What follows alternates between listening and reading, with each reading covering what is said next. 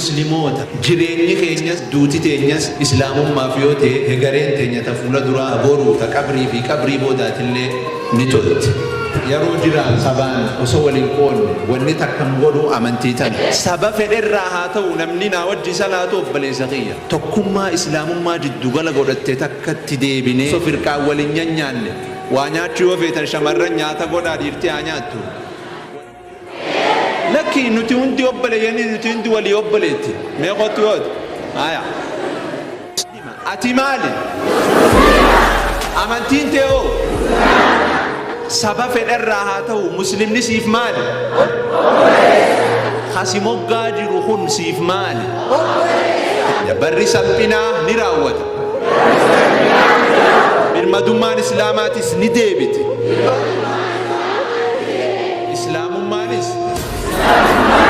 ولينا وقت عن زكاة التيس لا غالب إلا الله ما أبلي سخي قسموك أنا أول مرة